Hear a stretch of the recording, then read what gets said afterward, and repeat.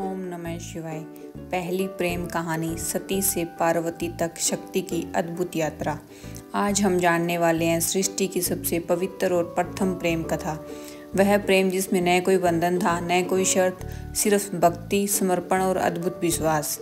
यह कहानी है महादेव शिव और माँ सती की। एक ऐसा प्रेम जो जन्म देता है शक्ति को और शक्ति से चलती है यह पूरी सृष्टि। शुरुआत सती का जन्म और दक्ष का अहंकार। सृष्टि के प्रारंभिक काल में ब्रह्मा ने अपने मानस पुत्रों को उत्पन्न किया। उन्हीं में से एक थे दक्ष प्रजापति, ज्ञानवान, सामर्थ्यवान, परंतु उतने ही गर्वीले। वर्षों की तपस्या के बाद उन्हें प्राप्त हुई एक अद्भुत दिव्य कन्या सती, जो सामान्य बालिका नहीं बल्कि स्वयं शक्ति का अंश थी। दक्ष अपनी पुत्री पर गर्व करता था, पर मन में यह इच्छा भी पाले बैठा था कि वह सती का विवाह किसी धनवान, शक्तिशाली और राजसी व्यक्ति से करेगा। उसे यह आभास भी नहीं था कि उसकी पुत्री का मन कहीं और रम चुका है, उनमें जिनके लिए वैभव और ताज तर्रार का कोई अर्थ नहीं, भगवान शिव। सती का शिव के प्रति आकर्षण। सती बचपन से ही अनोखे स्वभाव की थी। न उन्हें आभूषणों का मोह था, न महलों की चमक का। जब भी शिव की कथा सुनती उनका हृदय आनंद से भर उठता। उनके लिए शिव का भस्मधारी रूप भय का नहीं बल्कि सौंदर्य का प्रतीक था। धीरे धीरे यह आकर्षण भक्ति में बदल गया और भक्ति प्रेम में। सती ने निश्चय किया शिव ही उनके जीवन साथी होंगे। कठोर तपस्या और शिव का स्वीकार। सती जानती थी कि इस दिव्य प्रेम की राह सरल नहीं। दक्ष उनके निर्णय से क्रोधित थे और उन्हें शिव के रूप में वह स्वीकारने से रोकते थे, पर सती का मन अटल था। उन्होंने पर्वतों की गुफाओं में कठोर तपस्या आरंभ की। वर्षों तक भोजन, नींद और सुविधा का त्याग कर केवल शिव का ध्यान। उनकी तपस्या की तेजस्विता देख देवता भी विस्मित हो उठे। अंततः शिव ने सती के अटूट प्रेम को स्वीकार करते हुए उनके सामने प्रकट होकर कहा, देवी, आपके समर्पण ने मुझे मोहित किया है।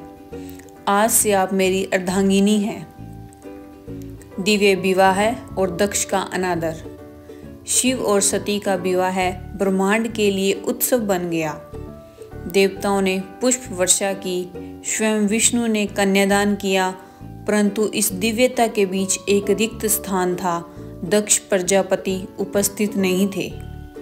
न उन्होंने आशीर्वाद भेजा, न शुभकामना।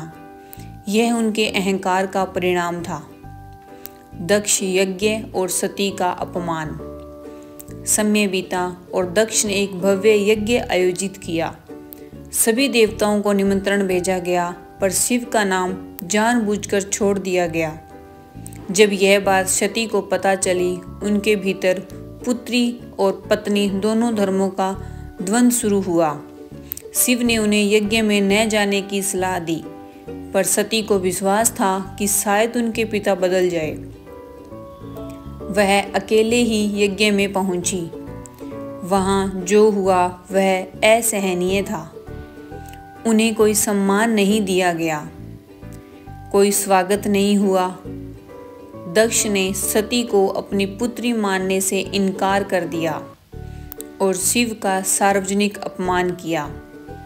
सती का हृदय क्रोध और वेदना से जल उठा। उन्होंने सभा के सामने कहा, जिस शरीर ने आज मेरे प्रभु का अपमान सुना है, वह शरीर अब मेरे योग्य नहीं। और वह यज्ञ अग्नि में कूदकर देह त्याग कर देती है। शिव का प्रलय रूप और वीरभद्र का प्रकट होना। जब कैलाश पर बैठे शिव को यह ज्ञात हुआ, उनकी शांत जटा क्रोध में तांडव करने लगी। उन्होंने अपने जटाओं से वीरभद्र को उत्पन्न किया, जो उनके क्रोध का साक्षात रूप था। वीरभद्र यज्ञ में पहुंचे और वहां सब कुछ नष्ट कर दिया। अंत में उन्होंने दक्ष का सिर धड़ से अलग कर दिया। अहंकार का अंत हो चुका था। शिव का विरह और शक्ति पीठों का जन्म। शिव यज्ञ स्थल पहुंचे, सती का जला हुआ शरीर उठाया और व्याकुल होकर ब्रह्मांड भर में घूमने लगे। उनके विलाप से सृष्टि असंतुलित होने लगी। तब विष्णु ने सुदर्शन चक्कर से सती के शरीर को खंड खंड कर दिया ताकि शिव का शोक समाप्त हो सके। जहाँ जहाँ सती के अंग गिरे वहाँ शक्तिपीठों का उद्भव हुआ। ये स्थल आज भी शक्ति की ऊर्जा से भरे हैं।